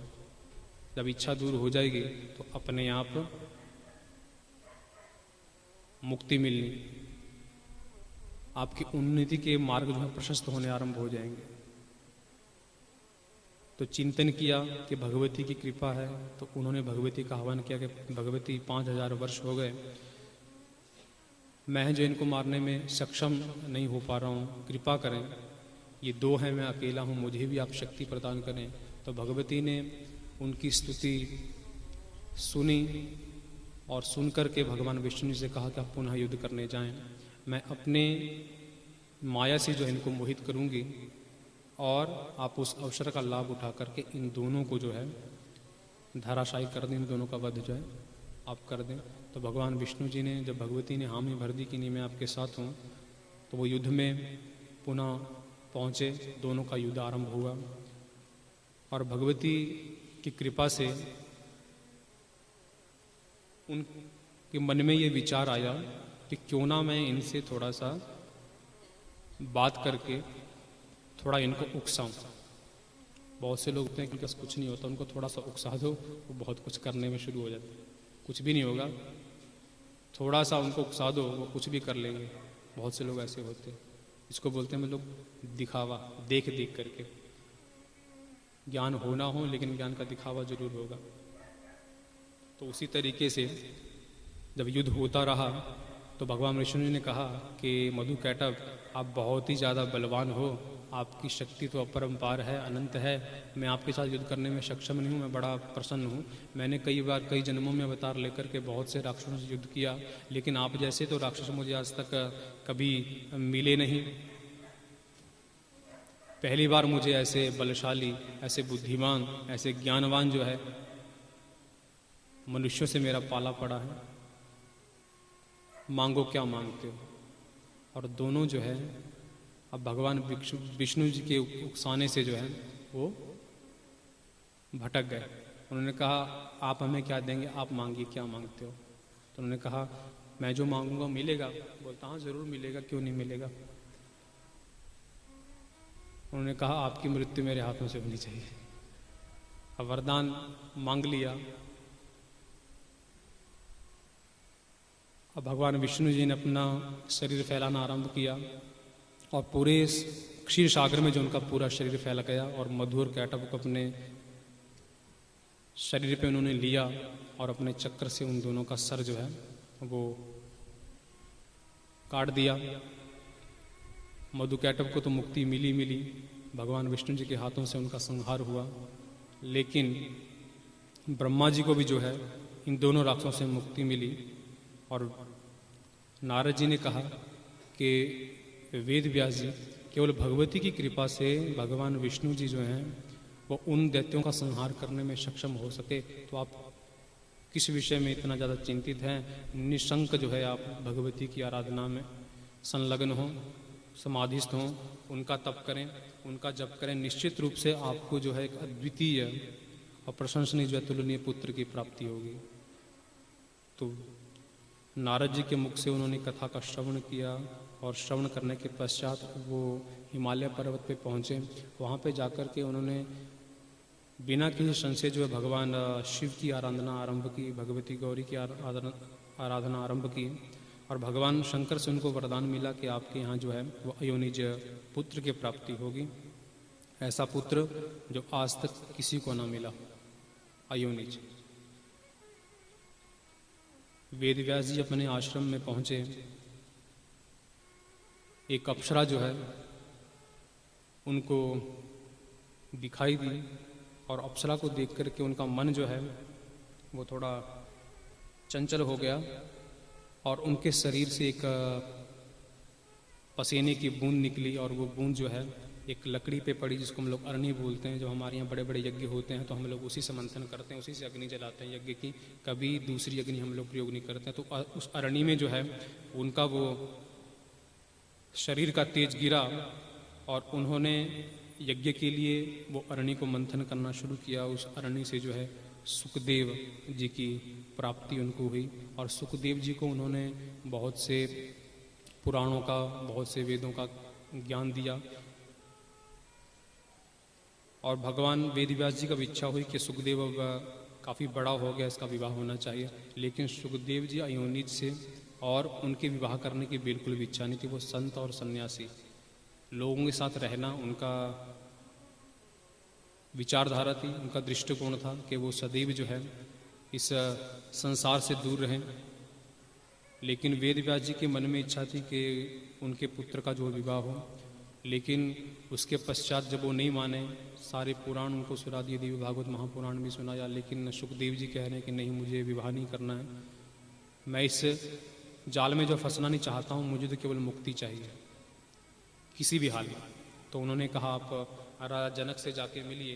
राजा जनक जो हैं वो बहुत बड़े ज्ञानी हैं। तो राजा जनक से मिलने के लिए सुखदेव जी गए। वहाँ जनक जी से उनकी भेंट हुई, जनक जी से उन्होंने ज्ञान लिया। जब वो जनक जी के यहाँ पहुँचे तो देखा सोने की थाली में राजा जनक जी खा रहे हैं, सोने के सिंहासन पर बैठ रहे हैं। ये त्यागी कैसे हो सकते हैं? ये संभव है मैं इनसे ज्ञान लूं? वेदव्यास जी ने, मेरे गुरु जी ने, मेरे पिताजी ने मुझे किस व्यक्ति के पास भेज दिया जो राज्य चला रहा है, वो मुझे क्या ज्ञान देगा? राजा जनक जब वहाँ पहुँचे, जब राजा जनक से मिले तो उनसे बात हुई कि मेरे पिताजी तो आपके विषय में बहुत बड़ी चर्चा करते थे, आप तो बहुत बड़े त्यागी हैं, लेकिन आपको देख के तो मुझे लगता नहीं है, आपने तो इतने अच्छे अच्छे सुंदर सुंदर वस्त्र पहन रखते हैं, इतने सैनिक, इतने सेवक आपके आसपास हैं, फिर आप त्यागी कैसे हुए? तो जैसे ही उनसे उन्होंने ज्ञान लिया, जनक जी ने उनको बहुत सा समझाया, लेकिन जनक जी की बात भी उन्होंने मानी। जैसे ही वो घर से निकले जनक जी के द्वार से, राज दरबार से, तो देखा जनक जी का एक दूसरा दरबार था जहाँ पे आग लगी है, वो जल करके पूरा भस्म हो गया। सभी लोग जो हैं वो बुझा रहे हैं, लेकिन जनक जी को तो कोई उसका प्रभाव नहीं पड़ रहा है। जनक जी के लिए होना ना होना एक बराबर था। जो जल गया वो जल गया, जो है उसी की रक्षा कर। तो अब सुखदेव जी को पता चला कि संसार में चाहे व्यक्ति किसी भी अवस्था में क्यों ना रहे, लेकिन जब तक वो कामनाओं में लिप्त नहीं होता है तब तक जो है उसको मोह और माया पकड़ नहीं सकते। इसलिए जनक को जो है सबसे बड़ा त्यागी कहा गया है। उनका वर्णन जो है सभी पुराणों में कहीं ना कहीं छोटी सी छोटी कथा के रूप में उनका वर्णन जो है वो ज़रूर मिलता है। तो सुखदेव जी ने जनक जी से ज्ञान लिया और सुखदेव जी का विवाह हुआ पीवरी से। उनके यहाँ 4 पुत्र हुए, कृष्ण, गौरप्रभ, देवश्रुत, भूरी, और उनके पुत्र थे कीर्ति। जो विभ्राज के पुत्र हैं उनके साथ उनका विवाह हुआ। लेकिन विवाह होने के पश्चात भी सुखदेव जी की इच्छा जो है वो संसार से मुक्ति की थी। 4 पुत्र 1 पुत्री हुए। उसके पश्चात नारद जी से उन्होंने माया बीज ह्रीम इस मंत्र की दीक्षा ली और इस मंत्र का जप करने के लिए वो कैलाश पर्वत पे पहुँचे और कैलाश पे जाकर के उन्होंने इस जप से जो है भगवती को प्राप्त किया, उनका साक्षात्कार किया और उनको मुक्ति मिली। उन्होंने अपना देह जो है वहीं कैलाश पर्वत पे त्याग दिया। जब यहाँ वेदव्यास जी को पता चला कि सुखदेव जी ने जो है योग से जो अपने शरीर का त्याग कर दिया है, उनको दुख हुआ। वेदव्यास जी जो है आश्रम को छोड़ करके उन्होंने भटकना शुरू कर दिया। उसी क्षण उनकी माता सत्यवती ने जो है उनको याद किया। वेदव्यास जी की माँ का नाम था सत्यवती और ये एक मत्स्यगंधा भी इनका नाम था। ये एक मछली के गर्भ से इनकी उत्पत्ति हुई थी। ये कथा बड़ी विचित्र है। अभी इस कथा का आरंभ वेदव्यास जी से इसलिए हुआ क्योंकि तो वेदव्यास कथा के वक्ता जन्मे जी को उन्होंने ये कथा सुनाई, लेकिन जन्मे जी कहीं ना कहीं उन्हीं के कुल के थे, उन्हीं के अंश थे जन्मे जी। और उनको शाप था उनके पिता को, जिनका नाम था परीक्षित, कि वो तक्षक उनको काट देगा। तो तक्षक ने उनको काटा और उनका दुर्मरण हुआ। और उस दुर्मरण की शांति के लिए जो है इस श्रीमद् भागवत महापुराण का जो है श्रवण जन्मे जी ने वेदव्यास जी के मुख से किया और 9 दिनों के अंदर जो है उनके पिता को जो है वो मुक्ति मिली उस दुर्मरण से। जो व्यक्ति डूब के मरते हैं, जो व्यक्ति जल के मरते हैं, उनको हम लोग दुर्मरण कहते हैं। उनको मुक्ति सद्य उतनी जल्दी मुक्ति नहीं मिलती है, उनके लिए बहुत कुछ करना पड़ता है। तो जिनके घरों में ऐसी कोई विपदा आई हो, कोई ऐसी घटना हुई हो, अगर वो श्रीमद् भागवत महापुराण श्रीमद् देवी भागवत महापुराण का अगर श्रवण कर ले तो कहीं ना कहीं उन व्यक्तियों की भी सद्य मुक्ति हो जाती है। तो वेदव्यास जी के मुख से उन्होंने इस कथा का श्रवण किया था अपने पिता की मुक्ति के लिए, दुर्मरण की शांति के लिए। तो वेदव्यास जी को उनकी माता सत्यवती ने याद किया। सत्यवती के यहाँ पहुँचे। उनकी 2 बहुएं थी जिनका नाम था अंबिका और अंबालिका। उनके पति थे पांडु और धृतराष्ट्र। पांडु के कोई पुत्र नहीं था। चित्रांगद और विचित्रवीर दोनों का मृत्यु हुआ। अब दोनों के यहाँ कोई संतान नहीं थी, तो वेदव्यास जी को बुलाया गया। हम लोग बार बार चर्चा करते हैं पुत्र जो 10 प्रकार के होते हैं, 10 तरह से पुत्र की प्राप्ति होती है। तो वेदव्यास जी को बुलाया गया।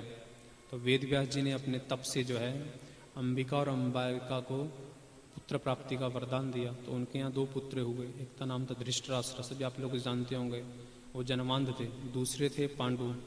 पांडु की पत्नी का नाम था, 2 पत्नियां थी, कुंती और माद्री। उनके आगे 5 पांडव हुए। धृतराष्ट्र की भी 2 पत्नियां थी, एक सौबली और एक गांधारी। गांधारी की 1 पुत्र, गांधारी के 100 पुत्र थे और सौबली का 1 पुत्र था, युत्सव। तो पांडु के यहाँ जो है आगे पुत्र हुए 5 पांडव। उनके आगे पुत्र हुए अर्जुन के अभिमन्यु। अभिमन्यु के पुत्र थे परीक्षित।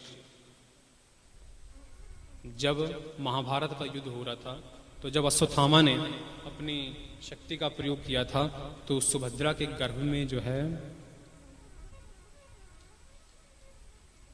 परीक्षित को जो है वो भगवान श्री कृष्ण ने उनका बचाव किया था। इसलिए उनका नाम परिरक्षित जो परीक्षित। चारों तरफ से भगवान श्री कृष्ण ने जिनकी रक्षा की वो हुए परीक्षित। तो परीक्षित बहुत बड़े ज्ञानी राजा थे, धनवान भी थे, पूरे विश्व पे उनका राज था। लेकिन अनजाने में जो है उन्होंने किसी एक ऋषि का अपमान कर दिया। एक ऋषि तप कर रहे थे अपने आश्रम में, लेकिन कहते हैं कि कई बार बुद्धि जब बदल जाती है, जब समय खराब होता है, तो बड़े बड़े लोग जो हैं उनका पतन बड़ा जल्दी हो जाता है। इसलिए हमेशा जो संयम होना चाहिए, सहनशीलता होनी चाहिए। तो आश्रम में समाधिस्थ ऋषि परीक्षित जी आश्रम में पहुंचे, शिकार खेलने के लिए गए। देखा आश्रम में ऋषि जो है वो तप में संलग्न है। मन में विचार आया कि मैं इतना बड़ा राजा हूँ ये राज्य जो है मेरा है और मेरे राज्य में रह कर के ये इन्होंने मेरा सम्मान नहीं किया, मेरे सम्मान नहीं खड़े नहीं हुए, उन्होंने जल मांगा लेकिन वो इतने समाधिस्थ थे, उनको उनकी बात सुनाई नहीं दी। उन्होंने मरा हुआ सांप जो है ऋषि के गले में डाल दिया। इतने अच्छे विद्वान भगवान श्री कृष्ण जी से जिन्होंने ज्ञान लिया, जिनके द्वारा उनकी रक्षा हुई, इतना होने के बाद भी जब बुद्धि फिरती है तो एक तक्षक नाग के द्वारा उनकी मृत्यु, उनका दुर्मरण हुआ। इसलिए हमेशा कहते हैं ये कथाएं हमें कहीं ना कहीं ये ज्ञान देती हैं कि आपके पास कितना भी ज्ञान क्यों ना हो, सहनशीलता, दया और बुद्धि, ये तीनों चीज़ें होनी ज़रूरी हैं। जब ये तीनों चीज़ें नहीं हैं, चाहे आप धनवान हो, चाहे आप ज्ञानवान हो, कुछ भी हो, वो बेकार है, वो व्यर्थ है, उसका कोई अर्थ नहीं है। तो राजा ने घमंड में आकर के ऋषि के गले में सांप डाल दिया। उनका बच्चा, बहुत छोटा सा बच्चा, अपने मित्रों के साथ वन में खेल रहा है और खेलते खेलते जब पुनः वापस आया, देखा पिता के गले में सांप पड़ा है, तो पिता से उन्होंने कोई बात नहीं की, उन्होंने शाप दे दिया 7वें दिन जो है परीक्षित को सांप काट लेगा। तक्षक के काटने के द्वारा इनकी मृत्यु होगी।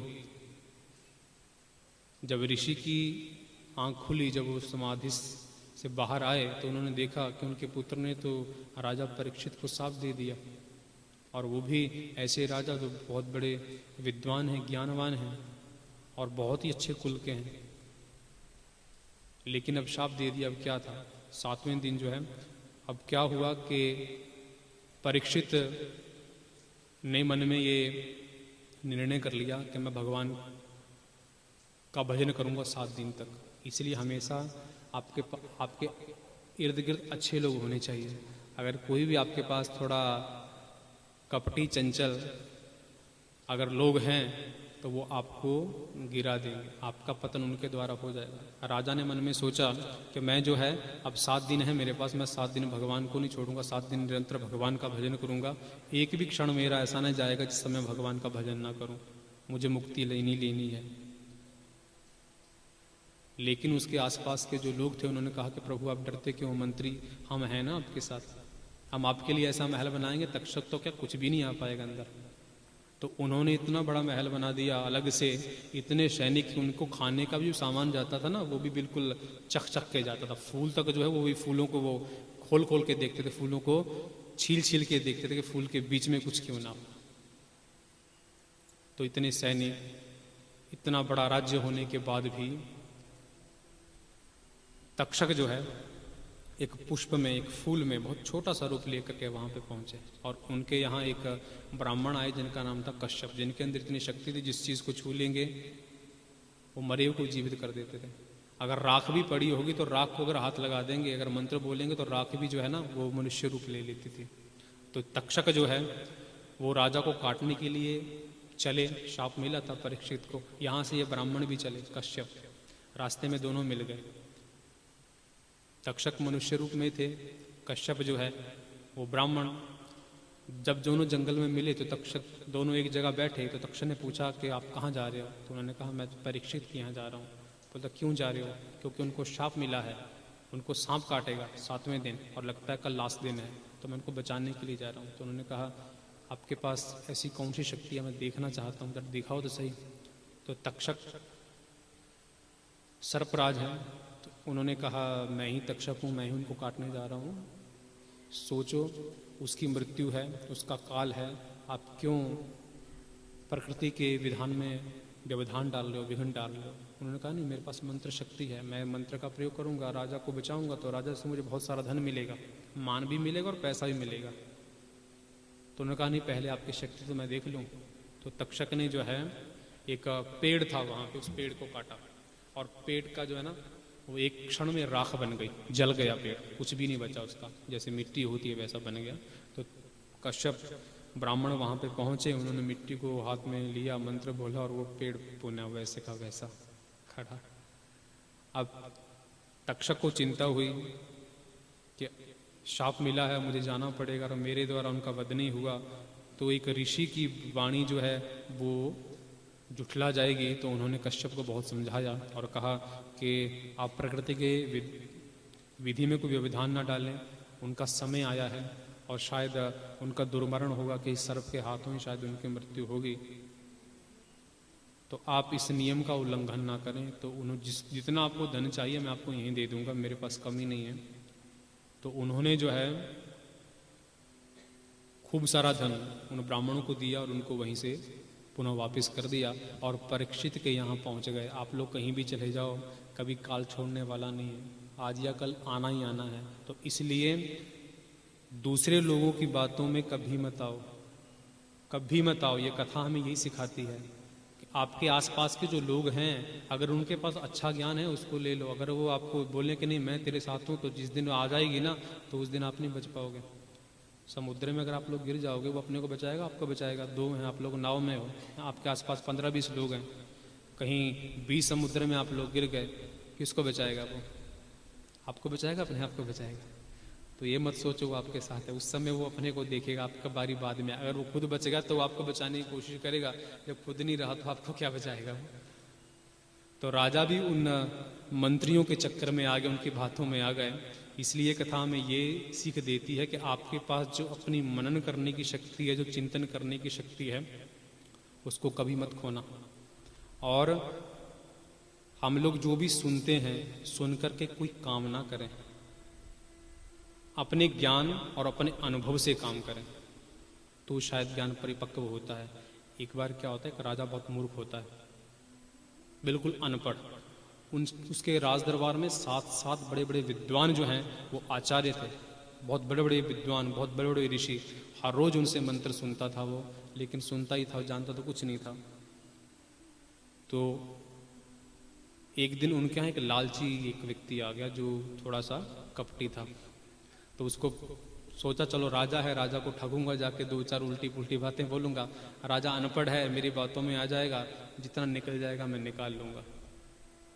अब गया तो देखा वहां तो 6-7 ब्राह्मण हैं पहले ही, और सब एक से एक कोटि, पूरे विश्व के जाने माने ब्राह्मण विद्वान उनके आश्रम उन दरबार में हैं। तो उन्होंने वहाँ के लोगों से पूछा कि ये लोग कब जाते हैं अपने घर, जो पंडित हैं, ये जो ब्राह्मण हैं, कब लोग अपने घर में जाते हैं? कहते सुबह सुबह 10 बजे जाते हैं और शायद शाम को आएंगे, तो शाम को राजा के पास ही रहते हैं। तो वो सुबह सुबह गया 10 बजे, राजा से मिला, राजा को कहा कि मैं बहुत बड़ा विद्वान हूँ, मेरे जैसा विद्वान इस संसार में नहीं है। उन्होंने कहा मेरे दरबार में खुद जो है वो बड़े बड़े संत हैं, बड़े बड़े विद्वान हैं।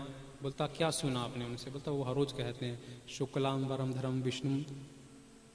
बस ये कोई श्लोक है? उन्होंने कहा कि जिसका वर्ण जो है वो श्वेत है, जिसकी 4 भुजाएं हैं और जिनका नाम लेने से सभी लोग जो है उनका विघ्न दूर हो जाता है, ऐसे भगवान विष्णु का मैं वंदन करता हूँ। बोलता ये इसका अर्थ है? ये तो गलत है। अब राजा तो अनपढ़ था, अपना अनुभव नहीं था, उसने सुना था। आप लोग जो सुन रहे हो ना, केवल सुन रहे हो, आपके पास अपना अनुभव नहीं है। आपने जो सुना उसको जाके घर में कुछ करोगे तो शायद कुछ ना कुछ जरूर मिल जाएगा। तो राजा ने सुना था, करता नहीं था। जैसे संसार में लोग होते हैं, सुनते हैं, करते कुछ नहीं है। सुना, निकल गया। तो राजा सुनता था, तो वो भी आ गया, उससे भी सुन लिया। बोला इसका मतलब ये नहीं, इसका मतलब पैसा। वो तो आपसे हर रोज पैसा मांगते हैं। बोलता वो कैसे? कहते नोट कैसा होता है? बोला सफ़ेद होता है, उसमें 4 भुजाएं होती हैं, विष्णु की 4 भुजाएं है ना। 4 भुजाएं कैसे? 25-25, 100 रुपये में 25 रुपये, 25 रुपये 4 बार डिवाइड कर दो, कितना हो गया? 100 रुपये। या 25-25 पैसे को 1 रुपया हो गया। तो 4 जिसकी भुजाएं हैं और जिसके पास आ जाए उसके सारे विघ्नोपशांत, तो सारे विघ्न दूर हो जाते हैं। जिसके पास पैसा आ जाए उसके पास कोई विघ्न होता ही नहीं है। बोलता कोई ब्राह्मण है, आपको तो इतने दिनों से बेवकूफ़ बना रहे हैं, आपसे पैसा लूट रहे हैं, हर रोज पैसा पैसा आपसे मांग रहे हैं और पैसा ठग रहे हैं। अब राजा ने सोचा अरे सही में इतने सालों से मैं जो ठगा जा रहा हूँ। तो उन्होंने पूछा नहीं। अब उसने वही रटना शुरू कर दिया कि जिसकी 4 भुजाएं हैं, जिसका रंग सफ़ेद है, वो है पैसा। ये विष्णु नहीं है, पैसा है। अब दूसरे दिन ब्राह्मण आए, विद्वान आए, तो बोलता इतने वर्षों से आप जो है मुझे बेवकूफ़ बना रहे हो, एक श्लोक मुझे हर रोज रटा रहे हो, लेकिन उसका मतलब तो पैसा है, आप तो हर रोज मुझसे पैसा मांगते हो। उन्होंने राजा को बहुत समझाया, राजा नहीं माना, सबको निकाल दिया, चले गए। काफ़ी साल तक वहाँ पे रहा, वो भी छोड़ के चला गया और राजा जो है उसी पैसे के चक्कर में घूमता रहा। तो कुछ वर्षों के बाद उनके यहाँ एक और विद्वान आया। हमारे कहते हैं ना टिट फॉर टैट, जब जिसको काटना हो उसको उसी लकड़ी से काट सकते हैं आप। लोहे को लोहा ही काटता है, हीरे को हीरा ही काटता है, और कोई काट नहीं सकता। तो जब विद्वान वहाँ पे पहुँचा, उसने देखा राजा तो कभी ये समझेगा नहीं, मैं इसको थोड़ा दूसरे तरीके से समझाता हूँ। राजा को पूछा कि ये जो श्लोक है इसका मतलब क्या है। बोलता नहीं, इसका मतलब तो ये भी नहीं है, इसका मतलब पैसा नहीं है, इसका मतलब दही बड़ा। दही बड़ा वो कैसे हो गया कि शुक्लाम वरधरम विष्णु शशिवर्णम चतुर्भुजम प्रसन्नवदनम ध्याये सर्वविघ्नोपशान्ते। शुक्लाम वरधरम विष्णु, शुक्लाम वरधर, जिसका रंग सफ़ेद हो। दही कैसा होता है? सफ़ेद होता है ना। उसके ऊपर उड़द की दाल पीस के डाल दो वो भी सफ़ेद हो जाएगी। और विष्णु, विष धातु से प्रवेशन में अगर मुख में चला जाए तो उसको जीभ हिलानी नहीं पड़ती, सीधा गले से नीचे उतर जाएगा। बिना मेहनत से जो प्रवेश कर जाए विष्णु। और चतुर्भुजम शशिवर्णम, और जिसका चंद्रमा की तरह खाते ही मुंह में ठंडक हो जाए। तो राजा बोला हाँ, वही मेरे को बेवकूफ़ बना गया, ये तो दही बड़ा है। मैं इतने वर्षों से वो पहले क्या है कि विष्णु है, दूसरा कह रहा है पैसा है, अब आप कह रहे हैं दही बड़ा है। बोलता नहीं ये दही बड़ा है। और मुख में आते ही, जिसका नाम सुनते ही, आप बिरयानी खाते हैं ना, बिरयानी बोलोगे तो सब की नींद चली जाएगी, सब सो रहे होंगे। बोलो बिरयानी तो आहा हा, सब बोलेंगे, खुशबू अपने आप ही आनी शुरू हो जाती है ना।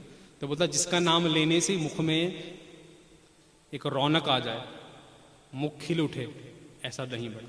राजा बोले हाँ ये बात तो सही है, दही बड़ा का नाम लिया आपने तो मुंह तो वैसे ही, अब जीभ हमारी ठपक रही है, कम मिल जाए। बोलता नहीं ये दही बड़ा है। तो राजा ने कहा कि उन्होंने भी हमें बेवकूफ़ बनाया, उन्होंने हमें बेवकूफ़ बनाया, आप बहुत बड़े विद्वान लगते हैं, आप मेरे पास रहिए, हमेशा मेरे पास रहिए, आप मेरे दरबार से कहीं जाना मत। तो राजा ने कहा एक शर्त मेरी है, मैं तब आपके पास रहूँगा जब आप मुझसे पढ़ोगे तब मैं आपके पास रहूँगा। तो उन्होंने, राजा ने मान लिया हाँ मैं पढ़ूँगा। तो उन्होंने राजा को पढ़ाना शुरू किया, उनको लघु कौमुदी, सारे व्याकरण, सारे शास्त्र, सारे पुराण उनको पढ़ाए, उनको समझाया कई वर्षों तक। और समझाने के बाद राजा को वो श्लोक दिया कि शुक्लाम वरधरम विष्णु शशिवर्णम चतुर्भुजम प्रसन्नवदनम ध्याये सर्वविघ्नोपशान्ते। कि हे राजा अब इसका अर्थ तो करो, इसका अर्थ क्या है। और राजा अपने वो किताब में खोल खोल के डिक्शनरी देख के देखा, इसका मतलब ये है, इसका मतलब ये है, ना तो दही बड़ा ना ये पैसा, ये तो भगवान विष्णु है। जो हमारे पास पहले जिस विषय में वो चर्चा कर रहे थे तो वही विष्णु हैं। तो उन्होंने फिर उनको पकड़ लिया कि आपने मेरा बेवकूफ़ बनाया। तो उन्होंने कहा अगर मैं आपका बेवकूफ़ नहीं बनाता तो शायद आप इतने सालों तक मेरे पास पढ़ते नहीं, और आप लोग पढ़ते नहीं, आपका अपना अनुभव नहीं होता। और अगर आपका अनुभव नहीं होता तो आपको पता नहीं चलता कि आप जो सुनते हो, आप जो लोग देखते हो, वो सही में वो चीज़ है भी। तो कहने का तात्पर्य यही है कि आपके पास जो अपना है, आपके पास बहुत से ऐसी चीज़ें हैं जिससे आप लोग बहुत कुछ सीख सकते हो। केवल सुनो नहीं, अगर आपके पास आसपास में कोई ऐसे लोग हैं जिनसे आप लोग केवल सुन रहे हो, लेकिन जब तक आप उन लोगों ने किया नहीं, आपको क्या पता। आप में से किसी ने भगवान के दर्शन किए हैं? हाथ खड़े कीजिए जरा। कितने सालों से कथा सुन रहे हैं? कीजिए हाथ खड़े, हाथ खड़े कीजिए जरा। कितने सालों से कथा सुन रहे हैं? कभी अनुभव किया उनका? कभी स्वप्न में दर्शन हुए उनके? कभी आपको ऐसा लगा कि वो आपके साथ हैं? कितने लोग हैं हर साल कथा सुनते हैं? कोई कह सकता है कि नहीं मैंने देखा, कोई कह सकता है कि नहीं मैंने अनुभव किया। सुना ही है, देखा नहीं है, अनुभव कभी नहीं किया। तो जब तक आप खुद माला नहीं पकड़ोगे तब तक आपको पता कैसे चलेगा कि माला जपने में आनंद क्या है। दूसरों को अगर आप लोग बात कहते हो किसी ने माला पकड़ रखी है तो वैसा ही है, लेकिन जब तक माला नहीं पकड़ोगे तब तक आपको ही पता नहीं चलेगा माला फिरती कैसे है। जब माला हाथ में आ जाएगी, जब वो नाम जप होना आरंभ हो जाएगा तो आपके पास अपना अनुभव खुद होना आरंभ हो जाएगा। तो आपको यहाँ वहाँ भटकने की जरूरत नहीं पड़ेगी, ना तो दही बड़ा और ना पैसा, सीधा भगवान विष्णु जी, भगवान कृष्ण और भगवती, उनके दर्शन होंगे। नहीं तो हमेशा कभी दही, कभी बड़ा, कभी बिरयानी, कभी क्या क्या खाते हैं यहाँ पे पता नहीं, लेकिन जो भी खाते हैं उसी के चक्कर में हमेशा फंसे रह जाएंगे। तो बोलिए मादी भवानी की, जगतजननी माँ जानकी भवानी की। हम आज अपनी कथा का विश्राम यहीं पे करेंगे और आप लोगों से हमारी यही आशा रहेगी कि आप लोग जो हैं, जो भी यहाँ से सुनते हैं, उसको जीवन में लेके आए। नहीं, मेरे जैसे बहुत से लोग आएंगे यहाँ पे, बहुत से लोगों को आप सुनेंगे, लेकिन आप भी वही रहेंगे, मंडप भी वही रहेगा, कथा भी वही रहेगी। जैसे आए थे वैसे चले जाओगे, कुछ लेके नहीं जाएंगे। तो जो भी सीखते हो, जो भी सुनते हो, उसका अनुभव खुद करो। जो हम लोग कथाएं सुनते हैं, जब तक आप लोग उस पर चलोगे नहीं, तब तक आपको पता नहीं चलेगा कि इस कथा में कितनी सत्यता है। तो अनुभव परक होना सीखिए, अपने आप जो है आनंद आना शुरू हो जाएगा और भगवती की कृपा भी आपके ऊपर होनी आरंभ हो जाएगी। तो बोलिए माँ आदि भवानी की, जगजननी माँ जानकी भवानी की। मुझे लगता है कि आप लोग अभी अनुभव लेना नहीं चाहते हैं। बोलिए माँ आदि भवानी की, जगजननी माँ जानकी भवानी की। भगवती की कृपा सदैव जो है हम लोगों के ऊपर बनी रहे, सबके ऊपर बनी रहे। जो है सभी हम लोग दिन प्रतिदिन दही बड़ा खाते रहें, बिरयानी खाते रहें और मस्त रहें। अभी कथा भी चल रही है, 10वें दिन 9वें दिन, चिंता मत कीजिए, अभी लोग बढ़ते रहेंगे, क्योंकि अभी बिरयानी आने वाली है।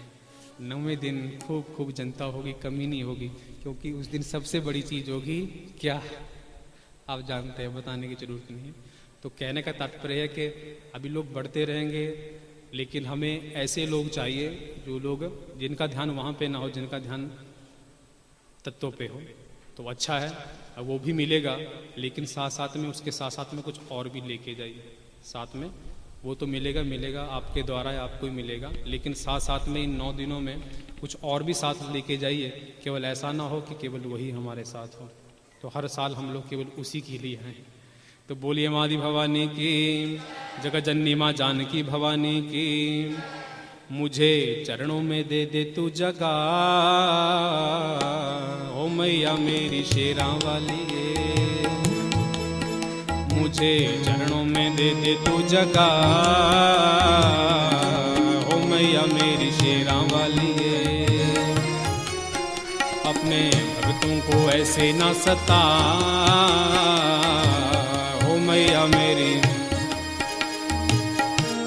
ओ मैया मेरी मेरा वाली। मुझे चरणों में दे दे तू जगह, ओ मैया मेरी शेरा वाली। अपने भक्तों को ऐसे ना सता,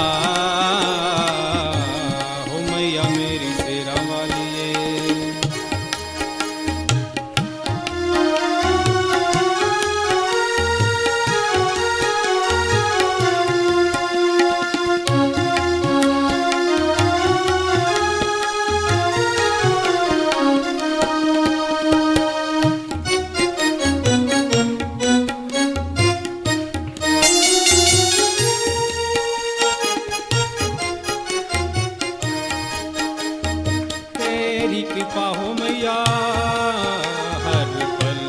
श्यामा तेरी कृपा हो मैया, हर पल शुभ श्यामा। चरणों में रहे मैया, हर पल मेरा ध्यान माँ।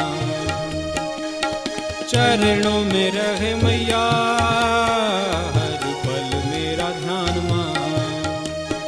कर दे थोड़ी सी मैया तू कृपा,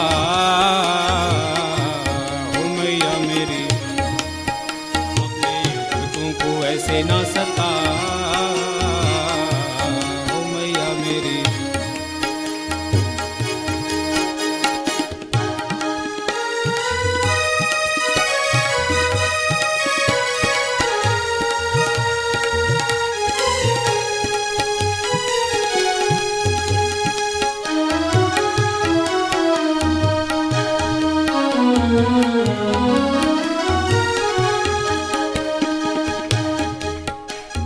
चरणों में झुके सब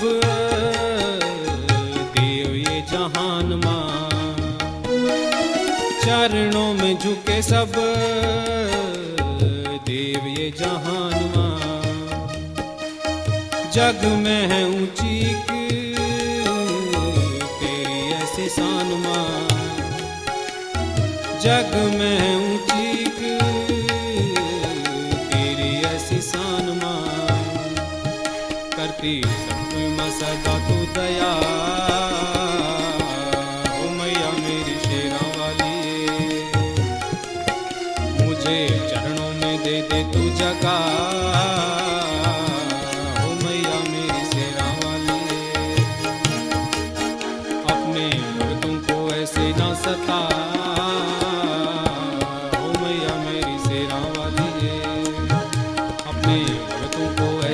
सता ओ मैया मेरी शेरा वाली, ओ मैया मेरी जोता वाली, ओ मैया मेरी घाटा वाली। बोलिए माँ आदि भवानी की, जगत जननी माँ जानकी भवानी की। हम आज अपनी कथा का विराम यहीं पे करेंगे। आप सभी लोग अपने अपने स्थान पे खड़े हो जाइए। आरती के साथ हम लोग अपनी कथा का विश्राम करेंगे और उम्मीद है कि आप लोग कल से जो है फिर, आज हमने दही बड़ा बनाया, बिरयानी, कल हम लोग कुछ और बनाएंगे। आप जरूर आइए।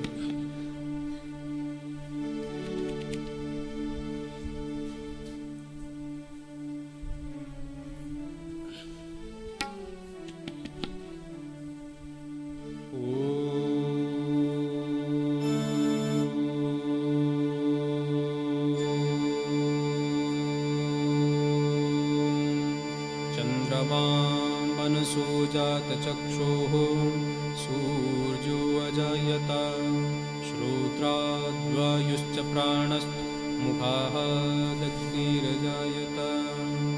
जग जननी जय जय मैया जग जननी, भयहारिणी भवतारिणी, भयहारिणी भव भाविनी जय जय।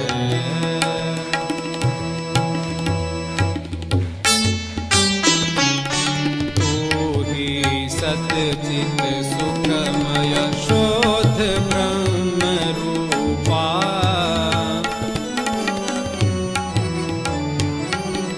सत्य सनातन सुंदर,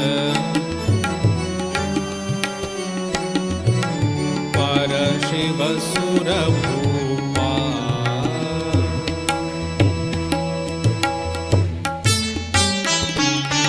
आदिया नादिया नामय अविचल अविनाशी,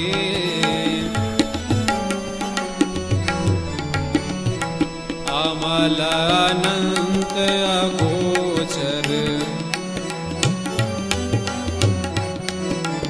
अज आनंद राशि।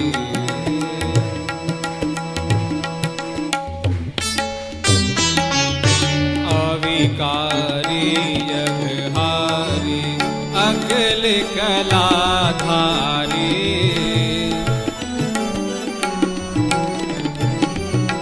करता विधि भरता हरि,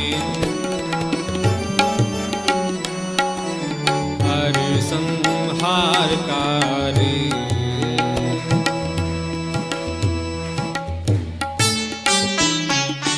तू विधिवधूर मातु उमा महामाया,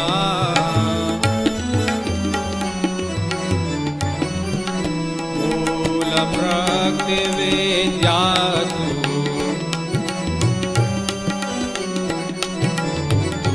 जननी जाया।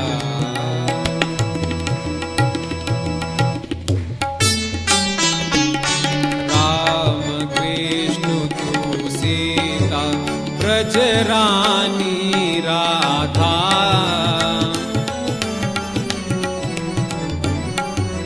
तू वांछा कल्पद्रुम, हारिणी सब बाधा।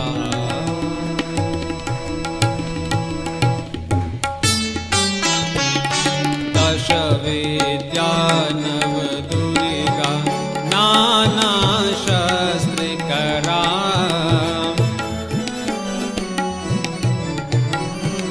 अष्टमात्रिका योगिनी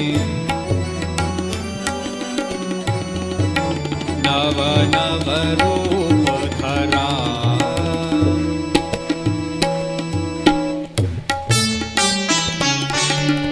ऊपर धाम निवासिनी महाविलासिनी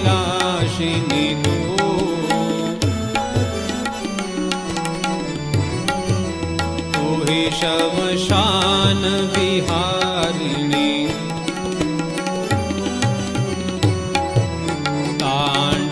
तांडवनाशिनी तू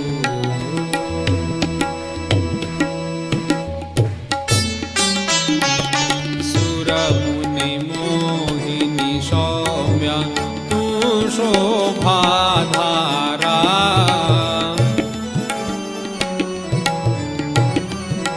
विवसन विकट स्वरूपा प्रलयमयी धारा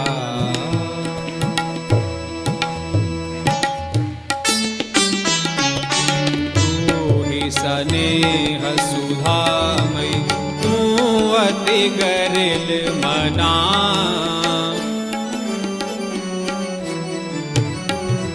रत्न विभूषित तू ही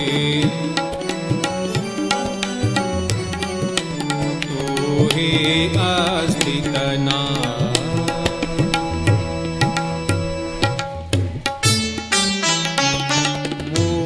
मूलाधार निवासिनी इह पर सिद्धि प्रदे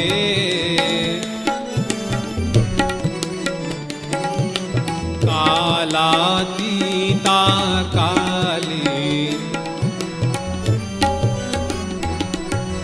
कमला तू वरदे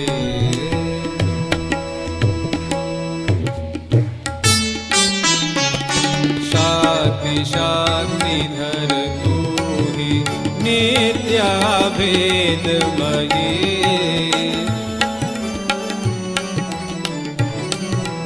वेद प्रदर्शिनी वाणी विमले वेद त्रयी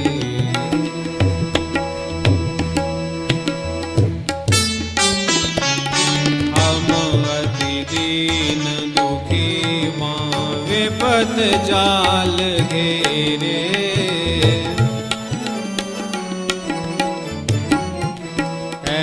कपूत अति कपटी पर बालक तेरे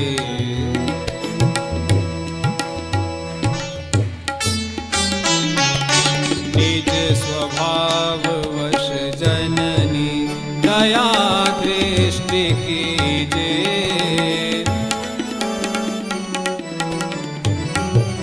करुणा कर करुणामयी चरण शरण दीजे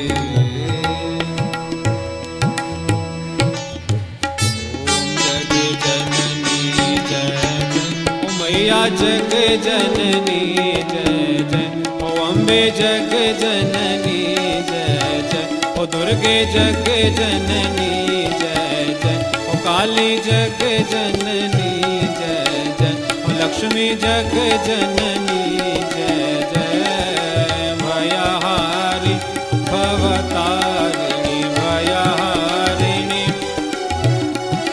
भवभामिनी जय